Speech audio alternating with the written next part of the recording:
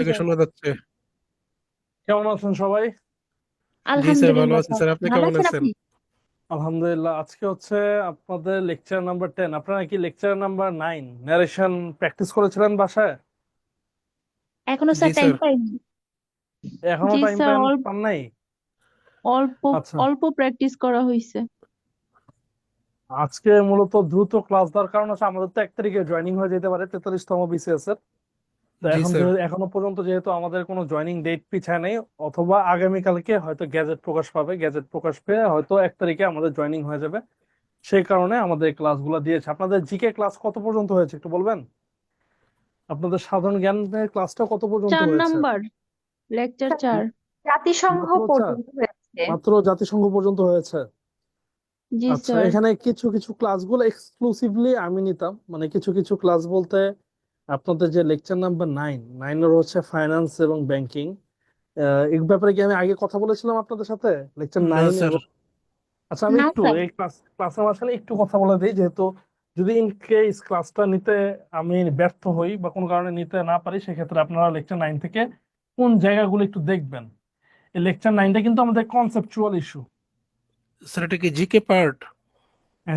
GK lecture 9 থেকে যদি সম্ভব হয়, কারণ লেকচার 5, লেকচার 6, লেকচার 7 এগুলো অন্যান্য যে কোনো টিচারই নেয়, কিন্তু লেকচার 9 এবং লেকচার 10 সাধারণ জ্ঞানের বিজ্ঞান এবং প্রযুক্তি অংশটা এটা আমি নিতাম।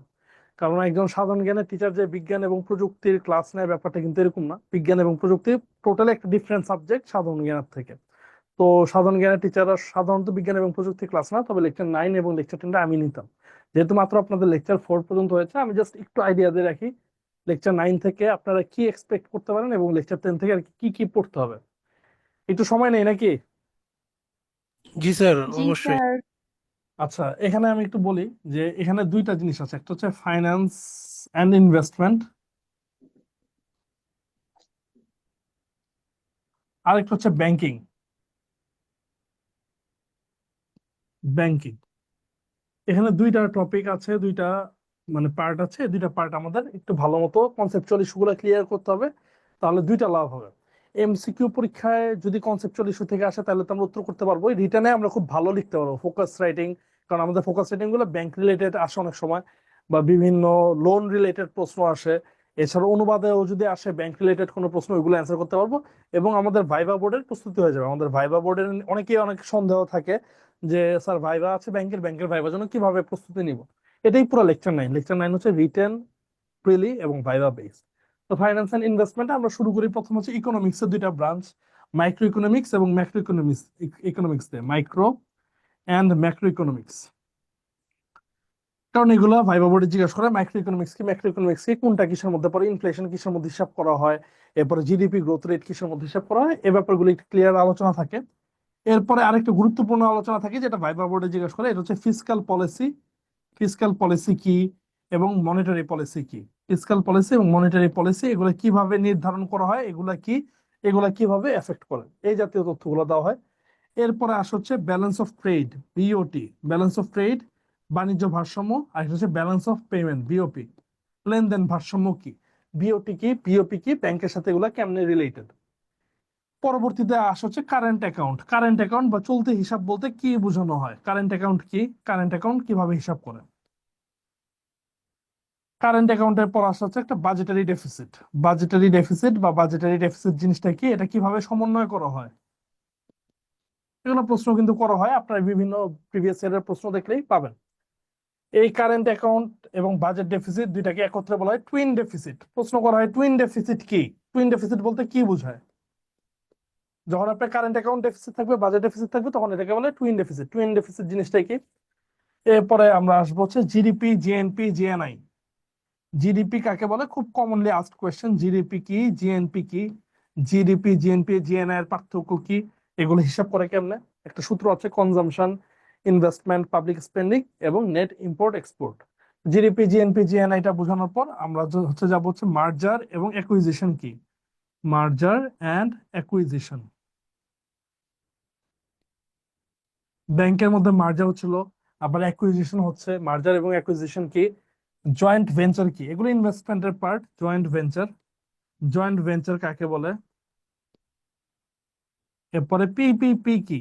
পিপিপি দুই ধরনের সংজ্ঞা আছে, একটা হচ্ছে পাবলিক প্রাইভেট পার্টনারশিপ আর একটা হচ্ছে পারচেজিং পাওয়ার প্যারিটি, অর্থাৎ ক্রয় সক্ষমতা সমতা। তো এইগুলো হচ্ছে প্রত্যেকটা টপিক একটু ক্লিয়ারলি আলোচনা করা হয় লেকচার নাম্বার 9-এ, বুঝতেই পারছেন? একটু মানে অনেকের কাছে হয়তো নতুন লাগতে পারে, আবার অনেকে যদি কোনো বিজনেস ব্যাকগ্রাউন্ড থাকে, কমার্স ব্যাকগ্রাউন্ড থাকে, তাহলে হয়তো এগুলো অনেক কিছুই হয়তো পড়ে আসছেন। আর ব্যাংকিং এর মধ্যে কি কি আলোচনা করা হবে? প্রথম হচ্ছে সেন্ট্রাল ব্যাংক কি? সেন্ট্রাল ব্যাংক কি? সেন্ট্রাল ব্যাংকের সাথে কমার্শিয়াল ব্যাংকের পার্থক্য কি? Central bank versus commercial bank, এদের পার্থক্য কি? এরপর হচ্ছে টাইপস অফ ব্যাংকস, ব্যাংকস এর প্রকারভেদ, টাইপস অফ ব্যাংকস। এগুলোর আপনারা মধ্যে জানেন দুই ধরনের ব্যাংক বাংলাদেশে প্রধানত থাকে, তফসিলি ব্যাংক, অতফসিলি bank, schedule banks and non schedule banks. এদেরকে কি কি বলা হয় এবং এরা কারা, কি কিসের ভিত্তিতে এগুলা ঠিক করা হয়েছে? এরপরে আরো আছে যেমন স্পেশালাইজড ব্যাংক। স্পেশালাইজড ব্যাংক কাকে বলে? Specialized bank. এরপরে ডিজিটাল ব্যাংক কি? আরেকটা কমনলি আস্কড কোয়েশ্চেন হচ্ছে যে ট্রেডিশনাল ব্যাংকের সাথে ইসলামী ব্যাংকের পার্থক্য কি? ট্রেডিশনাল ভার্সেস ইসলামী ব্যাংক, পার্থক্যটা কি? এরা কিভাবে অপারেট করে বা কিভাবে কাজ করে? বর্তমান সময় কিন্তু ইসলামী ব্যাংকগুলো অনেক গুরুত্বপূর্ণ, কারণ ইসলামী ব্যাংকগুলো খুবই বিপর্যস্ত অবস্থায় রয়েছে। এরপরে এখান থেকে আমাদের আরো পড়তে হবে যেমন লোন। ব্যাংকের একটা অন্যতম গুরুত্বপূর্ণ জিনিস হচ্ছে লোন বোঝা, যে লোন জিনিসটা কি এবং লোনের প্রকারভেদ। লোনের অনেকগুলো প্রকারভেদ আছে, এর মধ্যে এনপিএল, নন পারফর্মিং লোন, এটা আপনার ফোকাস রাইটিং এ আসছে, প্রিভিয়াস ইয়ারে আপনাদের আর্গুমেন্ট রাইটিং এ আসছে নন পারফর্মিং লোন। যদি এনপিএল জিনিসটা না বুঝেন তাহলে পুরো ফোকাস রাইটিংটাই আপনাদের বৃথা, বা আর্গুমেন্ট রাইটিং আপনি অ্যান্সার করতে পারবেন না। এনপিএল বা মন্দ ঋণ আসলে কি বলে? এনপিএল এর পর ডিফল্ট লোন, এনপিএল কখন ডিফল্ট লোন হয়ে যায়? এরপরে ব্যাড লোন কি? ব্যাড লোন আরেকটা লোন আছে ব্যাড লোন। এরপর হচ্ছে ডেট সার্ভিসিং কি? ডেট সার্ভিসিং কাকে বলা হয়? খুবই গুরুত্বপূর্ণ, প্রত্যেকটা টার্মিনোলজি খুব গুরুত্বপূর্ণ এবং পরীক্ষার মধ্যে আসে। ডেট সার্ভিসিং কি? ডেট সার্ভিসিং এর পর আমাদের জানতে হবে যে ক্যাপিটাল ফ্লাইট কি? Capital flight, capital flight. এরপর হচ্ছে illegal illicit financial flows. Illicit বা ইলিগেল ফাইন্যান্সিয়াল ফ্লোজ মানে মানে বেআইনি ভাবে ব্যাংক থেকে যে টাকা পয়সা বিদেশে পাচার হয়ে যায়, এটার সাথে বাংলাদেশ ব্যাংকের একটা ইউনিট আছে বিএফআইইউ, ফাইন্যান্সিয়াল ইন্টেলিজেন্স ইউনিট, এটা জড়িত। তো এটাও পরীক্ষায় প্রশ্ন করা হয়। এরপরে প্রশ্ন আসে যে রেপো রেট কি? Repo rate, reverse repo rate, bank rate, CRR, cash reserve ratio, SLR, statutory liquidity rate. এরপর হচ্ছে সিএসআর, সিএসআর কাকে বলে? এরকম আরো কিছু গুরুত্বপূর্ণ, আমি হয়তো এই মুহূর্তে মনে পড়ছে না, এগুলো হচ্ছে আপনাদের লেকচার 9, 2 ঘন্টার একটা লেকচার, তবে খুবই গুরুত্বপূর্ণ যারা ব্যাংকে পরীক্ষা দিতে চান এবং আমাদের ইকোনমি রিলেটেড। লেকচার 9টা কি আপনারা ক্লিয়ার, বুঝতে পেরেছেন যে কি ধরনের পড়ানো হয় লেকচার 9-এর জিনিসপত্রগুলো? স্যার জি স্যার। আশা করি স্যার বুঝতে মোবাইল পেরেছেন। ফিনান্সিয়াল সার্ভিস এটাও কি পড়তে হবে?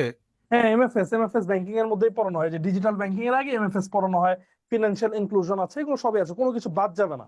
মানে ঠিক মোটামুটি আছে স্যার। গুরুত্বপূর্ণ ব্যাংকের, যেমন লাইবর রেটিং কি? লাইবর রেটিং, লাইবর রেটিংটা কি? এসওএফআর কি? এরপরে ক্রলিং প্যাক কি? ক্রলিং প্যাক নীতিটা কাকে বলে? ইত্যাদি আরো অনেক কিছু আছে।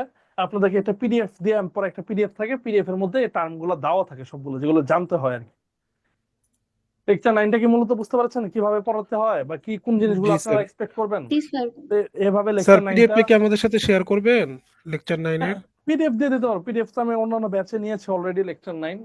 স্যার আর একটু দিলে সুবিধা হয় তাহলে, পিডিএফটা অনেক পিডিএফটা দিয়ে সহজ। দিব, কোনো সমস্যা নেই, পিডিএফটা দিয়ে থ্যাংক দেবো। You sir. যেগুলো টপিক আপনাদের জেনে রাখতে হবে, যে টিচারই আসুক না কেন, হয়তো সবগুলা টপিক বা ইচ্ছে বেশি টপিকও পড়াইতে পারে। যদি কোনো টপিক মিস যায় তো টিচারকে জিজ্ঞাসা করবেন। এরপরে লোন রিস্কেজুলিং আছে, লোন রিস্কেজুল কেমনে করে। এরপর হচ্ছে লোন সার্ভিসিং আছে, ডেট সার্ভিসিং আছে।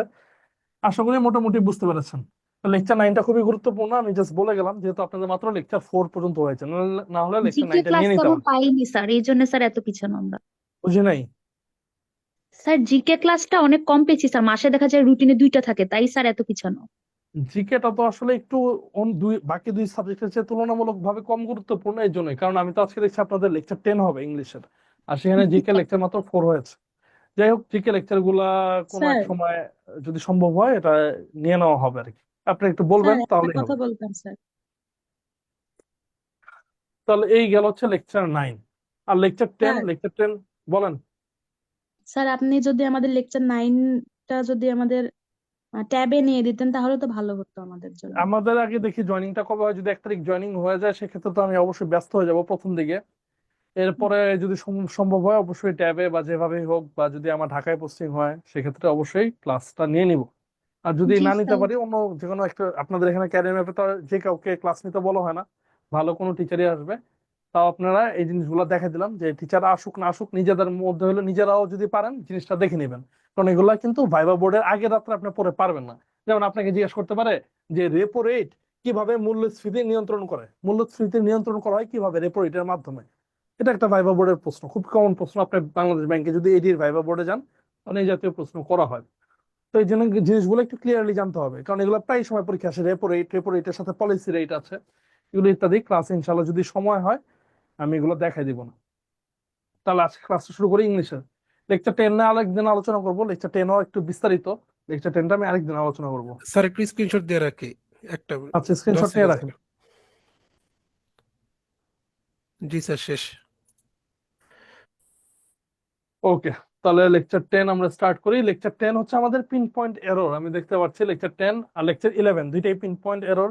লেকচার 10 11 নিয়ে মনে হয় 80টার মতো প্রশ্ন আছে। লেকচার 10-এ 40টা প্রশ্ন করানো হবে, বাকি 40টা প্রশ্ন লেকচার 11-এ করানো হবে। একটু লেকচারটা রিল্যাক্সিং, কারণ ম্যাক্সিমাম গ্রামার টপিকটা আপনাদের জানা আছে। পিন পয়েন্ট এররের ম্যাক্সিমাম গ্রামার, যেমন noun, pronoun, verb, adjective, adverb, subject, verb, agreement, tense, এগুলো আপনাদের হয়ে গিয়েছে। তো আমরা জাস্ট একবার রিভাইজ দিব, পুরো লেকচার গুলা একবার রিভাইজ দিব, লেকচার নাম্বার 10 এবং স্যার 11-এ। ভয়েসটা একটু পড়াইলে ভালো হতো, আর আমাদের ভয়েস কয়েকটা চেঞ্জটা বাকি স্যার। ছিল। জি এখন স্যার। ভয়েসের ক্লাসটা তো আপনাদের একটা রিপিট ক্লাস চাচ্ছেন, বুঝছেন? এটা তো আমি বলতে পারবো না আপনাকে বলেছেন যে ভয়েসের ক্লাসটা দিতে, কারণ যেহেতু লেকচার 8 হয়ে গেছে তারা কিন্তু এটা ক্লিক করে রেখেছে যে লেকচার 8 স্যার ডান। লেকচার 8টা স্যার শেষ হয়নি স্যার। মানে কয়েকটা যে টিচার্স ওয়ার্ক বাকি ছিল ওইগুলা যদি আরো আপনি সলভ 13টা করে প্রশ্ন দিতেন। বাকি স্যার। আরো 13টা প্রশ্ন বাকি, মানে কিসের প্রশ্ন, ভয়েসের না এই ট্রান্সফরমেশনের? ভয়েসের ট্রান্সফরমেশনও মিক্স থাকতে পারে স্যার। আচ্ছা, এটা তো আমি জানি না। আপনাদের লেকচার 8 কিন্তু ক্লাস হয়ে গেছে, এটাই আমি জানি। এন্ড এটা যেহেতু আপনারা রিপিট ক্লাস চাচ্ছেন বা আবার ক্লাস চাচ্ছেন, এটা একটু কথা বলেন। তারা যদি আমাকে বলে যে লেকচার 8টা আবার নিতে, তো সেই ক্ষেত্রে আমার নিতে কোনো জি সমস্যা হবে না, স্যার, কিন্তু এটা আপনি যদি আপনাদের। বেসিক রুলস গুলো আবার বলে দিতেন অনেক ভালো হতো, সেই দিনের হ্যাঁ, আমি ক্লাসগুলো এটা অবশ্যই বলে দিতে কোনো সমস্যা নেই। লেকচার 8 খুবই গুরুত্বপূর্ণ, ভয়েস এবং ট্রান্সফরমেশনের ক্লাস। তো আমি যেটা বলছি এটা যদি আপনারা বলেন সেই ক্ষেত্রে আমি কিন্তু বলতে পারবো না যে লেকচার 8, কারণ একজন স্যার নিয়েছে। এখন যদি আমি গিয়ে আবার বলি যে লেকচার 8 আবার নিতে বুঝেছি স্যার। হবে বা আমি নিতে চাই, সেই ক্ষেত্রে এটা আমার পক্ষ থেকে বলাটা আসলে শোভা পায় না। তো এটা স্টুডেন্টদের দাবি, স্টুডেন্টরা যদি লেকচার 8 আবার চায় তো আপনারা এটা জানাবেন। তারা যদি আমাকে বলে যে স্যার লেকচার 8টা আরেকবার নিয়ে নেন বা লেকচার 8টা নেন, তাহলে আমি নিতে রাজি আছি। আমার নিতে কোনো সমস্যা নেই, বুঝতে পেরেছেন? জি জি স্যার। স্যার। আপনারা আপনারা বলেন, স্যার আপনারা আপনার তো বললে শিডিউল ক্লাসে আমরা ঠিকঠাক মতো পাই, এরকম মেকআপ ক্লাস কি একটা দিবে? তারপর স্যার আমরা কথা বলে দেখবো। আপনার কথা বললেন, কথাটা বললেন যে আপনাদের লেকচারে যদি কোনো যে যে সমস্যায় আছে, যে লেকচার 8 হয় নাই, ঠিক মতো হয় নাই, বাকি আছে বা পুনরায় নিতে হবে, যাই হোক, এটা আপনারা একটু অথরিটির সাথে বললেন। তারা আমাকে যদি বলে লেকচার 8 দিতে, যেমন ওরা বোর্ড রেডি করে, বোর্ডে লেকচার 10 দিয়ে রেখেছে, আজকে যদি লেকচার 8 থাকতো তাহলে আমি লেকচার 8 নিতাম। আশা করি বুঝতে পেরেছি, সমস্যা নাই, আজকে ক্লাসটা করি। আমি তো এখনো আছি, বা মানে একদমই তো চলে যায়নি এরকম কিছু না। লেকচার 8টা অবশ্যই নেওয়া যাবে, যদি আপনাদের ডিমান্ড থাকে সেক্ষেত্রে এটা আপনাদের কিন্তু জানাইতে হবে। জানাইলে সেক্ষেত্রে আমি নিয়ে নিবো। স্যার আপনার আজকে ক্লাস মেইলটা দেওয়া যাবে? কোনটা? মেইল আপনার, বুঝি নাই। স্যার আপনার মেইল, মেইল? ইমেল। জি। জিমেইল না, আমার একটা ফেসবুক পেজ আছে। আমার আসলে একটা পার্সোনাল প্রোফাইল ছিল, ওইখানে অনেক স্টুডেন্ট নক দেওয়ার কারণে দেখা যায় স্টুডেন্টের সাথে আমি কমিউনিকেট করতে পারি না। অনেক স্টুডেন্ট নক দেয়, আর আমি তো রাত 10টা 11টা পর্যন্ত ক্লাসই নেই বিভিন্ন জায়গায়। তো বাসায় গিয়ে আমার হচ্ছে সব স্টুডেন্টের মেসেজ রিপ্লাই দেওয়া সবসময় সম্ভব হয় না। অনেক স্টুডেন্ট অনেক মেসেজ পাঠায় রাখে, বিভিন্ন রকম মেসেজ পাঠায়, তো সবসময় সম্ভব হয় না। সেক্ষেত্রে আমার একটা স্টুডেন্টদের জন্য আলাদা আমার একটা পেজ আছে। এই পেজে নক দিলে আমি যে কোনো একদিন বা 2 দিন এই পেজের মধ্যে সময় দিই। স্টুডেন্টদের যদি কোনো সমস্যা থাকে তারা ছবি তুলে পাঠায়, এরকম অনেকে আছে আর্গুমেন্ট রাইটিং লিখে আমাকে পাঠিয়ে দিচ্ছে ছবি তুলে, আমি এগুলো চেক করে দিই। তো আপনারা পেজে একটু নজর রাখতে পারেন বা পেজে যদি নক দিতে পারেন, জোহার ইউসুফ হাসান। মূলত এটি স্টুডেন্টদের জন্যই খোলা এই পেজটা। এই পেজের মধ্যে আপনারা নক দিলে আমি এই পেজে রিপ্লাই দিব যখনই আমি সময় পাই। সপ্তাহে 1 দিন 2 দিন আমি রিপ্লাই দিই পেজের মধ্যে।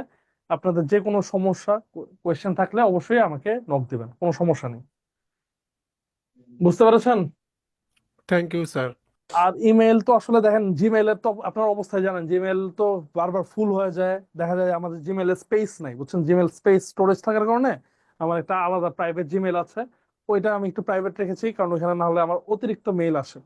তো আপনাদের জন্য এর জন্য একটা পেজ আছে, পেজের মধ্যে আপনারা নক দিলে, আজকে নক দিলে যে কালকে রিপ্লাই পাবেন ব্যাপারটা এরকম না। আমি যদি থাকি ইনস্ট্যান্ট রিপ্লাই দিই, না থাকলে মনে করেন 1-2 দিন সময় লাগতে পারে, তবে আপনারা রিপ্লাই পাবেন। জি স্যার, আপনার ঠিক আছে? হ্যান্ড নোটটা একটু দিয়ে দেন যদি আয়ের পরে না ক্লাস হয়। বুঝি নাই, কি বলেন? জিকে হ্যান্ড নোটটা আপনার। স্যার ওই যে 9 এর উপরে যে পিডিএফটা আছে সেই পিডিএফটা শেয়ার করে দিন স্যার। লেকচার স্যার আপনি 9 না বললে, স্যার লেকচার 9 এর উপরে যে পিডিএফ আছে আচ্ছা, কোনো জিকে, সমস্যা নেই, আপনারা নক দেন যে স্যার আমি অমুক ব্যাচের স্টুডেন্ট, লেকচার 9 এর পিডিএফটা শেয়ার করে দেন। তো আমি যখন বাসায় থাকবো আমি পিডিএফটা শেয়ার করে দিব, না কোনো সমস্যা নেই। জি আচ্ছা, স্যার। তাহলে শুরু করে আসি ক্লাসটা। Lecture number 1, sorry lecture number 10, lecture number 10 এর নাম্বার 1 প্রশ্ন, একটা পিন পয়েন্ট এরর দেওয়া আছে। The production of different kinds of artificial materials are essential to the conservation of our natural resources, no error. এখানের মধ্যে ভুল কোন অংশটা আছে বলেন দেখি? এতে কাইন্ডস এর জায়গায় কাইন্ড হবে। বাকিরা একটু বলেন, সকলেরই একটা আমি একটু ইয়ে চাচ্ছি, বাকিরা একটু উত্তর দেন, কি হবে স্যার উত্তরটা? বি। বি। আর এ হবে। আচ্ছা, এ হবে, এ বলছেন আর কি বি হবে? বলছেন, নো এরর। আরেকজন ই বলছেন। আচ্ছা, এখানে আসলে সমস্যাটা কি আমি দেখেন বলছি। স্যার এটা হচ্ছে বি। সাবজেক্ট ভার্ব এগ্রিমেন্টের একটা সমস্যা, আমাদের সাবজেক্ট চিনতে হবে। সাবজেক্ট ভার্ব এগ্রিমেন্টের ক্লাসটা কি আপনাদের আমি নিয়েছিলাম? না, না স্যার। না স্যার আচ্ছা, আপনার আর নেই। কোনো সমস্যা নেই, তাহলে এই ক্লাসে আমি একটু আলোচনা করছি। আমাদের একদম গ্রামার বা ইংলিশ সেন্টেন্সের বেসিক স্ট্রাকচার হচ্ছে সাবজেক্ট ভার্ব অবজেক্ট। এই তিনটা আমাদের একটু চেনা লাগবেই গ্রামার বুঝতে হইলে। এগুলো হচ্ছে ইংলিশ সেন্টেন্সের কোর স্ট্রাকচার বা কোর অ্যাসপেক্ট। সাবজেক্ট ভার্ব অবজেক্টকে চিনতে পারা। ভার্ব কাকে বলে? যেগুলা কোনো কাজ বোঝায় সেগুলোই হচ্ছে ভার্ব। যে কোনো ধরনের কাজ হতে পারে, যে কোনো ক্রিয়া হয় সেগুলোকে ভার্ব বলে। আর ক্রিয়াটা সম্পাদন করে যে তাকে বলা হয় সাবজেক্ট। ক্রিয়া সম্পাদনকারীকে সাবজেক্ট বলে। সাবজেক্ট আমরা কিভাবে চিনতে পারবো? অ্যাক্টিভ ভয়েসের ক্ষেত্রে সাবজেক্টকে আমরা চিনতে পারি কে বা কারা দ্বারা প্রশ্ন করলে। ভার্বকে যদি আপনি কে বা কারা দ্বারা প্রশ্ন করেন, তাহলে অ্যাক্টিভ ভয়েসে আমরা সাবজেক্ট পাবো। আর প্যাসিভ ভয়েসে আমাদের সাবজেক্ট পাইতে হলে ভার্বকে কি দ্বারা প্রশ্ন করতে হয়। এই দুইটা যদি মনে রাখেন, আপনাদের সাবজেক্ট চিন্তার কোনো সময় সমস্যা হবে না। ভার্বকে কে বা কারা দ্বারা প্রশ্ন করবেন অ্যাক্টিভ ভয়েসে, প্যাসিভ ভয়েসে ভার্বকে কি দ্বারা প্রশ্ন করবেন। যেমন হি এইট দ্য ক্যান্ডি, আমাদের ভার্ব কোনটা? ভার্ব হচ্ছে এইট।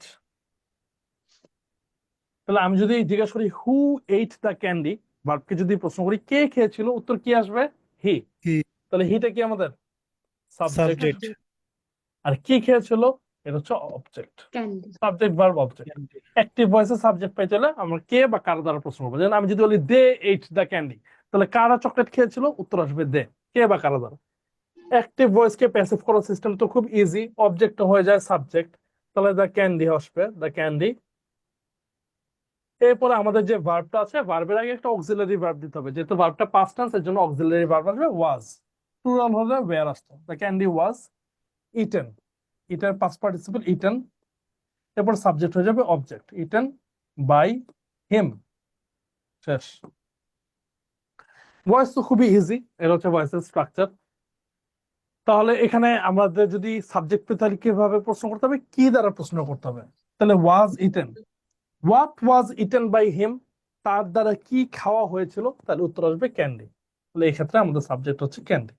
তাহলে সাবজেক্ট ভার্ব এগ্রিমেন্ট বুঝতে হলে আমাদের সাবজেক্ট চিনতে হবে। ভার্ব তো আমরা খুব ইজিলি চিনতে পারি। ভার্বকে কে বা কারা দ্বারা প্রশ্ন করলে অ্যাক্টিভ ভয়েসে সাবজেক্ট পাওয়া যায়, আর প্যাসিভ ভয়েসে কি দ্বারা প্রশ্ন করলে সাবজেক্ট পাওয়া যায়। এখন আমি যদি একটা বাক্য লিখি, the trees of this forest, the trees of this forest is are expensive, কি হবে উত্তর বলেন দেখি? ইজ হবে না আর হবে? আর। The trees of this forest is expensive না আর এক্সপেন্সিভ? Is. একজন আর বলেছে এক্সপেন্সিভ। আর হবে। আর হবে। ইজ কি হবে? আর হবে স্যার। না না স্যার। স্যার। এটা ফ্রিজ যদি আছে। আমাদের ভার্ব হয়, এটা হচ্ছে আমাদের ভার্ব। ভার্ব ডিপেন্ড করে সাবজেক্টের উপর। তা আমাদের সাবজেক্ট চিনতে হবে। তাহলে আমরা কিভাবে প্রশ্ন করব যে কে এক্সপেন্সিভ বা কারা এক্সপেন্সিভ, উত্তর কি আসবে? Trees, the the trees. Trees. The trees হচ্ছে আমাদের সাবজেক্ট। সাবজেক্ট যেহেতু প্লুরাল, তাহলে কি ইজ হবে না আর হবে? আর আর হবে। তাহলে স্যার মাঝখানে এই জিনিসটা কি? এটা সাবজেক্ট না, এটাকে বলা হয় প্রিপোজিশনাল ফ্রেজ। কি বলা হয়? Prepositional phrase. ফ্রেজ কাকে বলে? ফ্রেজ মানে হচ্ছে শব্দগুচ্ছ, যে শব্দগুচ্ছের মধ্যে সাবজেক্ট এবং ভার্ব অনুপস্থিত। তাহলে অফ দিস ফরেস্ট, তিনটা শব্দ, তার মানে শব্দগুচ্ছ। এই তিনটা শব্দের মধ্যে সাবজেক্ট ভার্ব অনুপস্থিত আছে, তাহলে এটা একটা ফ্রেজ। এটা কি ফ্রেজ? প্রিপোজিশনাল ফ্রেজ, কারণ এটা একটা প্রিপোজিশন দ্বারা শুরু হয়েছে। তাহলে সাবজেক্ট এবং ভার্বের মাঝে দূরত্ব সৃষ্টি করার একটা অন্যতম পদ্ধতি হচ্ছে প্রিপোজিশনাল ফ্রেজ। তাহলে আমি যদি প্রিপোজিশনাল ফ্রেজটা বাক্য থেকে বাদ দিয়ে দিই, তাহলে আমাদের বাক্যের উপর কোনো ইম্প্যাক্ট পড়ে না। তাহলে আমি কি বলতে পারি? The trees are expensive. এখন কিন্তু সবাই বুঝতে পেরেছেন, এটা ফরেস্টের জন্য ইজ হয় নাই, ট্রিজের জন্য কি হয়েছে? আর হয়েছে। দেখেন তো বুঝতে পেরেছেন কিনা? জি স্যার, বুঝতে পারছি। জি স্যার। জি স্যার। তাহলে একটু আপনার এটা বলেন দেখি। The study of languages is are interesting. Is are is is হবে হবে। স্যার, ইজ হবে। হবে। ইজ স্যার ইজ হবে না এখানে? কে interesting? The study study. Sir. The the study. Study. তাহলে সাবজেক্ট আর এটা যেহেতু ভার্ব, তাহলে ইজ হবে। সাবজেক্ট এবং ভার্বের মাঝে এটা কি আছে? ফ্রেজ আছে। কি ফ্রেজ? Prepositional phrase. কেন প্রিপোজিশনাল ফ্রেজ? অফ দ্বারা স্টার্ট হয়েছে, প্রিপোজিশন দ্বারা স্টার্ট। তাহলে এটা আমাদের সবসময় হিসাবের বাইরে রাখতে হবে। তাহলে দ্য স্টাডি আর ইন্টারেস্টিং, খুবই সরি ইজ ইন্টারেস্টিং। বুঝতে পেরেছেন? জি স্যার। স্যার এটা কি জি সব স্যার। সময় যদি এরকম থাকে তাহলে ওটাকে কি বাইরে রাখবো? কোনটা সবসময়? Prepositional phrase. Prepositional phrase. Prepositional phrase সবসময় বাইরে রাখবেন কয়েকটা শব্দ বাদে: মেজরিটি, মাইনরিটি, জি স্যার। পার্সেন্ট, পোর্শন আর most. Most, majority, minority, percent, sir portion, যেগুলো দ্বারা প্রায়োরিটি বুঝাবে সেগুলোকে বাদ দিয়ে। এগুলো বাদে ধরেন জি sir. Most of my study is are finished. এখানে আর কি হবে? হবে ইজ স্যার, ফিনিশড হবে না আর ফিনিশড হবে? আর হবে ইজ। স্যার, অধিকাংশ। ইজ হবে। Most of. এখানে আমাদের সাবজেক্ট হচ্ছে স্টাডি। Study is finished. কি ফিনিশড হয়েছে বা কে ফিনিশড হয়েছে? স্টাডি। আমি স্টাডি। যেটা বললাম, আপনাদের সাবজেক্ট ভার্ব এগ্রিমেন্টের ক্লাসটা আমি নিয়ে নিই। আমি জানি না আপনাদের রুলগুলো কিভাবে শেখানো হয়েছিল, তবে এটা মনে রাখতে হয় যে মেজরিটি, মাইনরিটি, পার্সেন্ট, পোর্শন এবং মোস্ট থাকলে আমরা ঠিক এই ভার্বের আগে যে আছে সিঙ্গুলার। তাকে সাবজেক্ট হিসেবে গণ্য করব। জি স্যার। বুঝতে পারছেন? জি স্যার। জি স্যার। এছাড়া সবসময় প্রিপোজিশনাল ফ্রেজ এভাবেই ব্যবহার করা হয়। তাহলে এই বাক্যটা দেখি। এই বাক্যের মধ্যে আমাদের সাবজেক্ট কোনটা? The production. Production. The production. The production of different kinds of artificial materials are essential. মানে গুরুত্বপূর্ণ। কে গুরুত্বপূর্ণ? উৎপাদন গুরুত্বপূর্ণ। প্রোডাকশন। The production. তাহলে আমাদের এখানে সাবজেক্ট ইজ কোনটা? হবে। The production. The The production কি প্রোডাকশন। সিঙ্গুলার না plural? Singular singular. Sir.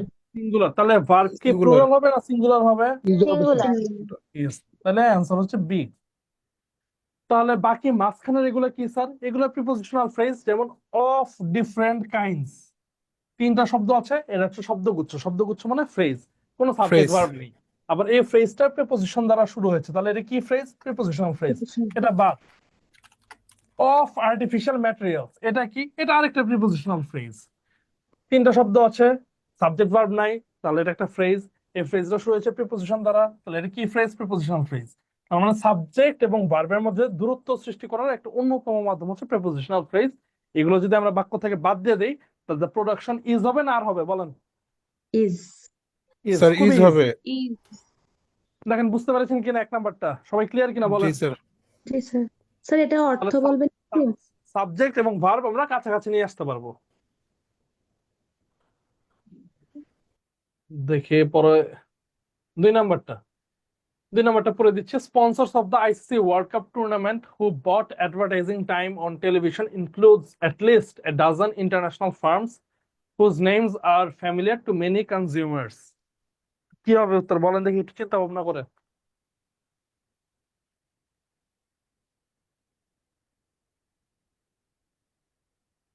Sir D হবে। ডি। আচ্ছা, ডি কেন হবে? স্যার একটু ভেবে বলতেছে। স্যার আইসিসি ওয়ার্ল্ড কাপ এখানে ব্যক্তিকে বোঝাচ্ছে না, একটা খেলা মানে টুর্নামেন্ট বোঝাচ্ছে, আসর বোঝাচ্ছে। জি স্যার, স্পন্সর। হুইস স্যার হবে বি স্যার বি যাবে হবে না বি? স্যার হুজের জায়গা হুইস হবে। কেন উইচ হবে? বি হুজ স্যার মানে এটা হচ্ছে একটু যার। বস্তুবাচক। হু স্যার এবং হুম হয়, হু এবং হুম হয় ব্যক্তিবাচকের ক্ষেত্রে, ব্যক্তিবাচকের ক্ষেত্রে। আর প্রাণীবাচক বা বস্তুবাচকের ক্ষেত্রে হয় উইচ বা দ্যাট। তবে হুজ দুইটার ক্ষেত্রেই বসতে পারে। হুজ মানে হচ্ছে যার। হুজে কোনো সমস্যা নেই, হুজ তো ঠিক আছে, ইন্টারন্যাশনাল ফার্মস বোঝাচ্ছে, এটা একটা স্যার রিলেটিভ বি প্রোনাউন। হবে, ইনক্লুড। ভেরি গুড, এটা বি হবে, ইনক্লুড। এবং ভার্বটা সিঙ্গুলার না হয় প্লুরাল হবে। প্লুরাল হবে কেন? আমাদের সাবজেক্টটা বাই করতে স্পন্সরস হবে। আছে। সাবজেক্টকে ইনক্লুড, কে ইনক্লুড করে? কে করে ইনক্লুড? স্পন্সর। স্পন্সরস। যে স্পন্সর, সেটা হচ্ছে আমাদের সাবজেক্ট। সাবজেক্ট না চিনলে কিন্তু ভাই পিন পয়েন্ট এরর পারা সম্ভব না। স্পন্সরস। তাহলে স্যার বাকি এগুলো কি? এগুলো প্রিপোজিশনাল ফ্রেজ। এই যে অফ দ্বারা শুরু প্রিপোজিশনাল হয়েছে, phrase. Of the ICC world cup tournament, prepositional phrase. এরপরে হু, হু একটা relative pronoun. Who relative pronoun কাকে বোঝাচ্ছে? এই প্রিপোজিশনাল ফ্রেজটাকে বোঝাচ্ছে। হু বট অ্যাডভার্টাইজিং টাইম, এগুলো পুরোটা আমরা বাদ দিতে পারি। অন টেলিভিশন আরেকটা প্রিপোজিশনাল ফ্রেজ, এগুলো সব বাদ। তাহলে এগুলো যদি আমরা বাক্য থেকে বাদ দিয়ে দিই, তাহলে আমাদের স্পন্সরস এর পর ইনক্লুড হবে না ইনক্লুডস হবে? বলেন। ইনক্লুড। স্পন্সর যেহেতু প্লুরাল, তাহলে ইনক্লুডস হবে না ইনক্লুড হবে? At least it has an international firms, এই হুজ দ্বারা ইন্টারন্যাশনাল ফার্মস কে বোঝানো হচ্ছে। রিলেটিভ প্রোনাউন ঠিক আগের তাকে মডিফাই করে, whose names are familiar to many consumers. দেখেন তো বুঝতে পেরেছেন কিনা? জি জি স্যার। কঠিন নাকি ইজি বলেন দেখি? Sir easy. একটু খেয়াল করতে হয়। সাবজেক্ট চিনতে হবে, সাবজেক্ট না চিনলে কিন্তু বাক্য গঠন করাই কঠিন। সাবজেক্ট চিনবেন কিভাবে এটা শিখালাম। সাবজেক্ট থেকে অপ্রয়োজনীয় অংশগুলা কিভাবে পৃথক করবেন, যেমন প্রিপোজিশনাল ফ্রেজ পৃথক করেছি, বাদ দিলাম।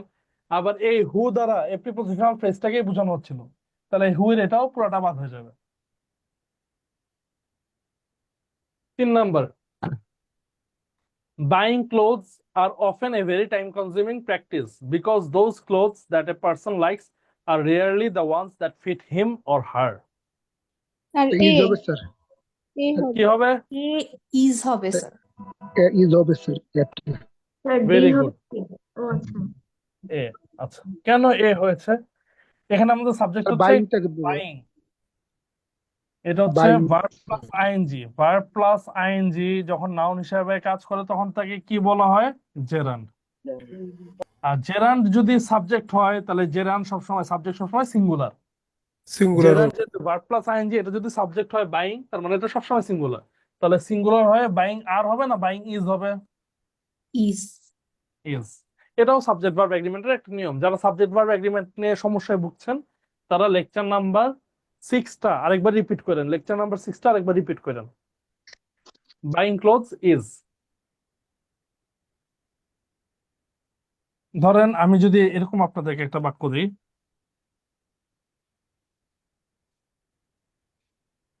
বলেন দেখি কি হবে এটা?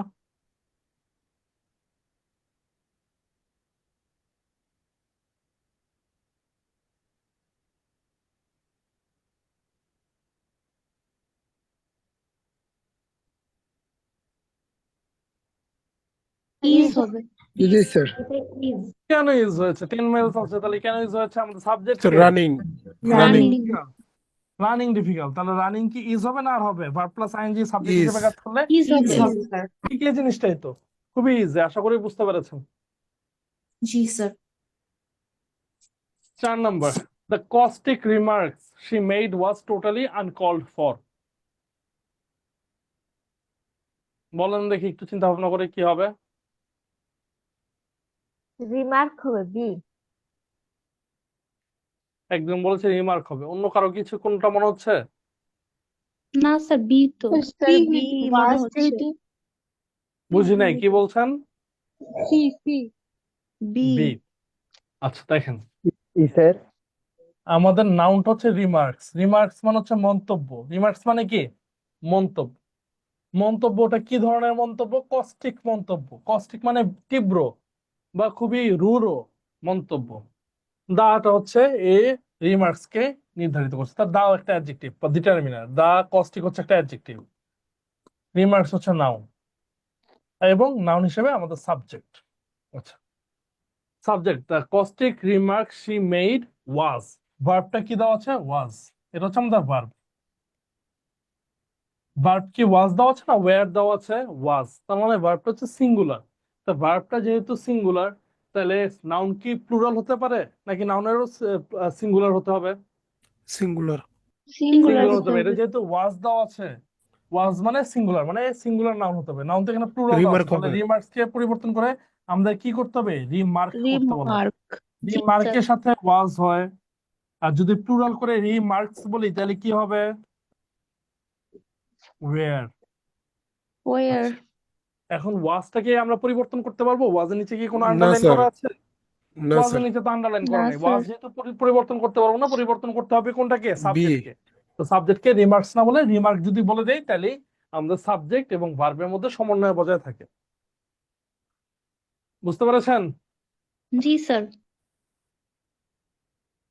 5 number, neither Bradley nor more recent critics who have written on Shakespeare's tragedies has been able to give a convincing explanation for the timing of events in Othello. C number. C number have have হবে। কি হবে তাহলে B নাম্বারে? C number has এর জায়গায় have হবে। C number বলছেন has এর জায়গায় হ্যাভ হবে। বিন কেন আছে has স্যার। এর জায়গায় হ্যাভ হয়েছে? বিন থাকলে বিনের সাথে তো হ্যাঁ না। কেন হ্যাজ বিন তো হয়? হ্যাঁ হ্যাঁ স্যার। স্যার শেক্সপিয়ার ট্র্যাজেডিস এটা তো প্লুরাল আছে। আমাদের সাবজেক্ট কি শেক্সপিয়ার নর ট্র্যাজেডিস? নর না সাবজেক্ট স্যার। চিনতে পারতেছেন না? সাবজেক্ট ভার্ব এগ্রিমেন্ট ক্লাস কি করছেন বুঝলাম না তো। স্যার সবগুলাই সিটিজ ভুল হবে স্যার। করতেছেন। স্যার এখন সিটিজ স্যার সাবজেক্টটা। সাবজেক্ট কি বলেন? নরের স্যার পরে সিটিজ। যেটা মোর স্যার রিসেন্ট। নয়ের পর একটা হবে স্যার, যেহেতু নাইদার নট দিয়ে আছে তাহলে সেকেন্ডটা হবে স্যার। আমাদের সাবজেক্ট হচ্ছে ক্রিটিক্স। জি স্যার, সিটিজ সেকেন্ডটা হবে। ক্রিটিক্স যেহেতু প্লুরাল, এই জন্য ভার্বটাও প্লুরাল হবে। এই জন্য হ্যাজ না হয় কি হবে? হ্যাভ। হ্যাঁ বলবে স্যার। দেখেন বুঝছেন কয়জন? বুঝলে বলেন বুঝছি, না বুঝলে বলেন বুঝি নাই, তাহলে বুঝাই দিই। স্যার বুঝতে পারছি। বুঝেছি স্যার। বুঝতে পারেন না এমন কেউ আছে? থাকলে বুঝাই দেই, নাহলে কিন্তু পরে বুঝতে পারবেন না। স্যার বুঝাই দেন। বুঝাই দেন। স্যার আবার এতক্ষণ একটু পরে বলেন কেন? স্যার। হ্যাঁ, দেখেন একটা নিয়ম আছে। নিয়মটা হচ্ছে যে either or, neither not. Either or, neither নর, আর হচ্ছে not only but also. Not only but also. Second subject. Either or neither নর নট অনলি বাট অলসো দ্বারা যদি দুইটি সাবজেক্ট যুক্ত থাকে, এখানে একটা সাবজেক্ট, এখানে একটা সাবজেক্ট, এখানে একটা সাবজেক্ট, এখানে একটা সাবজেক্ট, এখানে একটা সাবজেক্ট থাকবে, এখানে একটা সাবজেক্ট থাকবে। ইদার অর নিদার নর নট অনলি বাট অলসো দ্বারা যদি দুইটি সাবজেক্ট যুক্ত থাকে, তাহলে এদের পরে যে ভার্বটা হবে, এই ভার্ব কাকে অনুসরণ করবে? প্রথম সাবজেক্ট না দ্বিতীয় সাবজেক্ট? দ্বিতীয় ভার্ব স্যার। অনুসরণ করবে দ্বিতীয় সাবজেক্টকে, মানে ক্লোজেস্ট সাবজেক্টকে, যে সাবজেক্টটা কাছাকাছি আছে। বুঝতে পেরেছেন? জি স্যার। তাহলে এখানে দেওয়া আছে নিদার। নিদার দিয়ে বাক্যটা শুরু হয়েছে। নিদার, নিদারের পর একটা সাবজেক্ট হচ্ছে, সাবজেক্টের নাম হচ্ছে ব্র্যাডলি। নর, নরের পর আরেকটা সাবজেক্ট হচ্ছে মোর রিসেন্ট ক্রিটিক্স। তাহলে সাবজেক্ট হচ্ছে ক্রিটিক্স, একটা সাবজেক্ট হচ্ছে ব্র্যাডলি, আরেকটা সাবজেক্ট হচ্ছে ক্রিটিক্স। তাহলে এই যে ভার্বটা আছে, ভার্বটা কাকে অনুসরণ করবে? ব্র্যাডলিকে না ক্রিটিক্সকে? ক্রিটিক্স। ক্রিটিক্সকে। যেহেতু দ্বিতীয় সাবজেক্টে ক্রিটিক্স বা ক্লোজেস্ট সাবজেক্ট ক্রিটিক্স, তাহলে এই জন্য হচ্ছে আমাদের হ্যাভ হয়েছে। সাবজেক্টটা হচ্ছে হ্যাভ। তার মানে কে এক্সপ্লেনেশন দিতে পারে নাই কনভিন্সিং? ব্র্যাডলিও দিতে পারে নাই, ক্রিটিক্সও দিতে পারে নাই। তাইলে আমাদের ভার্বটা কোন সাবজেক্টকে অনুসরণ করবে? ক্রিটিক্সকে অনুসরণ করবে, যেহেতু ক্রিটিক্স হচ্ছে ক্লোজেস্ট সাবজেক্ট। বুঝতে পেরেছেন? জি স্যার। জি স্যার। জি স্যার, বুঝতে পারছি। 6 number, neither of the answers provided in the memorandum address my concerns about the validity of the procedure. Sir এটা এ হবে, মেমোরেন্ডা। আচ্ছা, বাকি আর কেউ আছে অন্য ভিন্ন উত্তরের? স্যার বি হবে, sir B. B number, address plural হবে, অ্যাড্রেসেস। অ্যাড্রেসটার সাথে ইয়েস হবে স্যার, মনে করেন। আচ্ছা, অ্যাড্রেসটা এখন প্লুরাল দেওয়া আছে, অ্যাড্রেসটাকে সিঙ্গুলার করতে হবে। সিঙ্গুলার করবো হচ্ছে অ্যাড্রেসেস দিয়ে, তার মানে আমাদের উত্তরটা হচ্ছে বি। বি কেন উত্তর হইলো স্যার? আচ্ছা, একটু বুঝাই দেই। দেখেন, আমরা জানি সাধারণত ইদারের পর কি হয়? অর। ইদারের পর কি আসে? অর। আর নিদারের পর কি আসে? নট। নর। এখন ইদারের পর যদি অর এবং নিদারের পর যদি নর না থাকে, সেক্ষেত্রে ইদার এবং নিদার সর্বদা সিঙ্গুলার। ইদারের পর অর এবং নিদারের পর ন থাকলে ইদার এবং নিদার সর্বদা সিঙ্গুলার হিসেবে ব্যবহৃত হবে, এবং এদের পর যে ভার্ব আসবে, ভার্বও চোখ বন্ধ করে সিঙ্গুলার দিতে হবে, আর কোনো কিছুই না। তাহলে এখানে নিদার আছে, neither of the answers provided in the memorandum. Address হবে না অ্যাড্রেসেস হবে, যেহেতু নিদার সিঙ্গুলার তাহলে এটাকেও সিঙ্গুলার করতে হবে। সিঙ্গুলার মানে ভার্বের শেষে এস বা ইএস যুক্ত করা, তাহলে অ্যাড্রেসের পরে আমরা এস বা ইএস যুক্ত করে দিয়েছি। দেখেন তো বুঝতে পারছেন কিনা? জি স্যার। জি স্যার। স্যার এখন যিনি বলেছেন স্যার মেমোরেন্ডাম হবে, আসলে মেমোরেন্ডাম কেন হবে? দেখেন, মেমোরেন্ডাম তো সাবজেক্ট না। অফ দ্য অ্যান্সার্স প্রোভাইডেড, এটা হচ্ছে প্রিপোজিশনাল ফ্রেজ। অফ দ্বারা শুরু ফ্রেজ, এটা বাদ। ইন দ্য মেমোরেন্ডাম, ইন দে শুরু একটা প্রিপোজিশন, মেমোরেন্ডাম প্রিপোজিশনাল ফ্রেজ, বাদ। তাহলে নিডার অ্যাড্রেস হবে না অ্যাড্রেসেস হবে? বলেন। অ্যাড্রেসেস। দেখেন, বুঝতে পেরেছেন কিনা? জি স্যার। আবারও বলছি, সাবজেক্ট ভার্ব এগ্রিমেন্টের ক্লাসটা কিন্তু রিপিট করবেন। আপনাদের কিন্তু অনেকেরই ম্যাসিভ প্রবলেম আছে, আমি দেখতে পাচ্ছি। খুবই ইজি ইজি রুলগুলো আপনারা জানেন না, সেক্ষেত্রে যারা বুঝতে পারছেন না তারা লেকচার 6টা আরেকবার রিপিট করবেন। লেকচার 6 হচ্ছে আমাদের সাবজেক্ট ভার্ব এগ্রিমেন্টের উপর।